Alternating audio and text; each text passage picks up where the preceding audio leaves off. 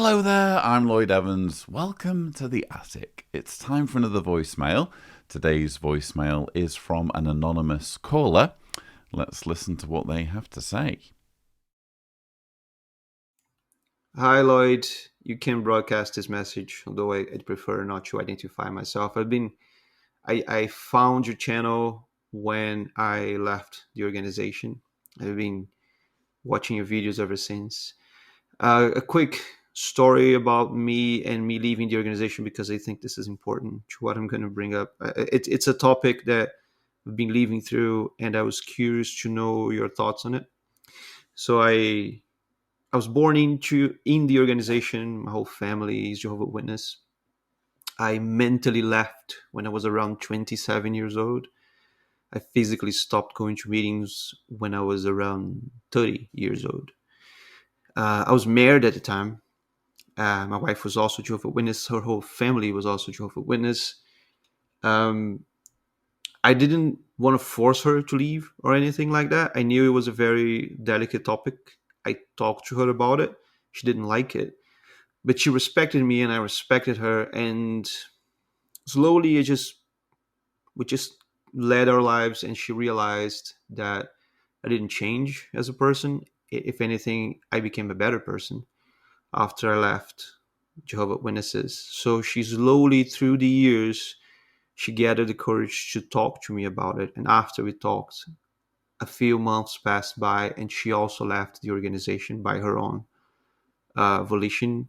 She realized why I left. She agreed with it, and she left too. This was almost a decade ago, and but it feels like that when she left, she she put something. She had to fill the void that was left behind. I think this is a normal thing that happens with people that leave cults.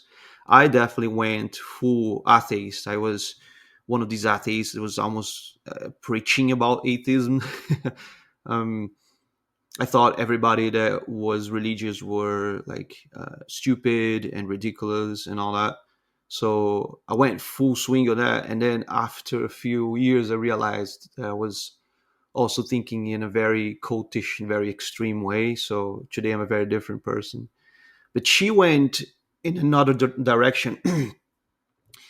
It feels like she embraced a new cult, and it's a weird thing to say that because I never heard anybody saying this about therapy and psychology. But it feels like she embraced psychology and therapy as a sort of a cult, to the point where she started reading all about it and making therapy. And after she started doing that, um, our marriage decayed. There are other topics that happened, but basically, she started to tell me that if I didn't do therapy, she couldn't respect me as a person. She didn't use these words, but it was pretty much the way she spoke was like, look, we cannot have a decent conversation if you don't do therapy, because if you don't do therapy, you don't understand yourself, and you have to understand yourself to speak to me, because now I do understand myself. So it was something like that. After she made therapy, it was like her mind was open for a whole new world, and she was part of this cult that if I didn't do therapy, I wasn't part of that cult too. So she couldn't accept me, and suddenly there was a wall in our relationship that was unbreakable if I didn't join therapy. It wasn't about couples therapy. She didn't want that. She wanted me to actually read about therapy and do therapy. But therapy is an expensive thing. I tried it for a few months. I didn't enjoy it. I told her that, and she didn't like that. She told me to try a new therapist. I didn't have money at the time. We didn't have a lot of money, so I didn't do it. And now we're talking about divorce. So I was just thinking, I cannot get in 5 minutes all the details to you, but have you ever seen this kind of cultish behavior around therapy and all that? That's all. I'm not even asking for advice, just curious to hear your thoughts. Cheers. Wow, thank you so much for leaving that message. I think this is a really heartbreaking situation. It's heartbreaking whenever two people kind of grow apart in the way that you're describing, having been through so much together. So I'm very sorry about the situation that you've had to deal with, and that your partner's had to deal with. And I will just note before I kind of get stuck into this that this message is a few weeks old now, so it could well be that things have progressed since this message was left. Either there's been some kind of reconciliation, or things have gotten worse and you are actually now divorced. So I understand that my reply is probably coming too late, although you're not asking for my advice. You're just, basically sharing your experience and wondering, how common it is, I guess, and, how I feel about it, I suppose. And yeah, I think I haven't heard of this specific scenario too many times. I've never before heard of, a couple where one partner has said to the other, you get therapy like I'm getting therapy, or I don't respect you, or I can't respect you, or we can't communicate with each other. Intuitively, I have to assume that this happens quite a lot, but I haven't actually specifically heard of this situation that you've spelled out. But it doesn't come as any surprise to me whatsoever, because I think that anything can be twisted and contorted into something that is unhealthy. And that's what we're hearing here. We're hearing about someone who has derived a great deal of personal help and healing from mental health therapy, from psychotherapy, from counseling, from whatever you want to call it. And rather than just taking that opportunity to grow as a person and heal, they are, it sounds like, issuing ultimatums to those around them and saying, look, you need to receive what I've received, or we can't be in a relationship. I can't respect you. And I think that's a very toxic, unhealthy mindset to have. It's kind of ironic that someone should arrive at this place mentally and emotionally where they're issuing ultimatums as a result of receiving therapy. I don't think that's what therapy is. I think they've kind of missed the point of what therapy is or should be. I mean, I'm not a therapist. I'm hoping that there will be actual trained therapists and people who know about mental health who are listening to this message and kind of saying, yeah, this is not what it's supposed to be about, where you are prescribing your own treatment on others. It has to be something that the individual themselves is ready for and, is ready to put work into.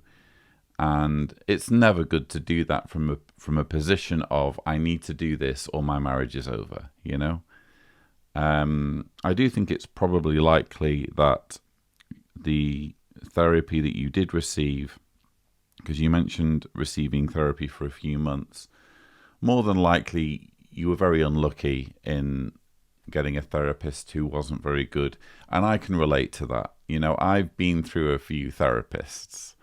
I'm speaking to one now who is excellent, and who I genuinely feel is understanding me and who is helping me unpack things that have happened to me and helping me make progress.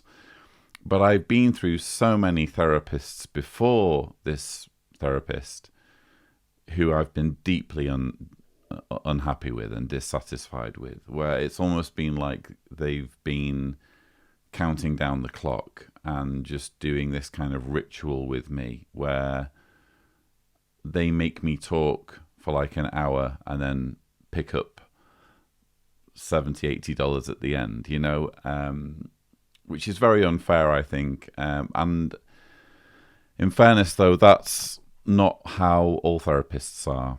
And if you had tried some other therapists, maybe you would have landed on that really good therapist who would have helped you. But that's kind of just a side point, really. You should never be in a situation where someone is issuing ultimatums and saying, if you don't do this, I can't respect you.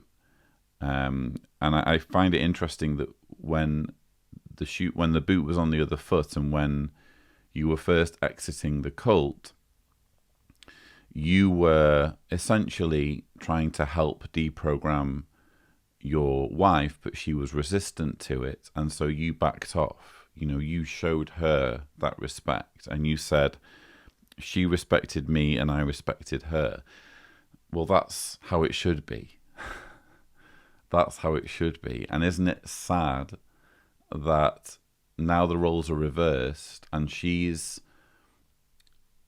going down a path that she's finding very healing, instead of having that same respect that you showed her when you were deprogramming, she's failing to respect you and failing to respect that this is a journey you need to embark upon. You can't be dragged down this path. So, I don't know, really. I think this is a really interesting cautionary tale, just to prove that anything can be twisted. I identify as left-leaning in my politics, but I fully accept that people can take the left position in politics to extremes, and very ugly extremes. And I would never wish to be associated with those extremes. I'm sure the same can be said of people who are kind of more conservative leaning in their politics.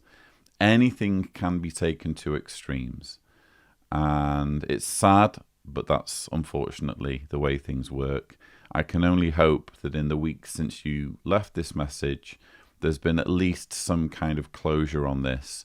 Either you have learned to respect each other for who you are and respect the fact that you're both on your own journeys and you need time and space to figure things out in your own way, or there's been a mutual parting of the ways, and hopefully that's been as amicable as possible. But whatever's happened, I certainly wish you well, and I'm very grateful that you sent in this message. That's all we have time for. Don't forget that if you'd like to leave a message, the thing to do is go to speakpipe.com/Cedars, remembering to indicate clearly if you don't want me to broadcast your message on this channel. But that's it. Thank you so much for watching.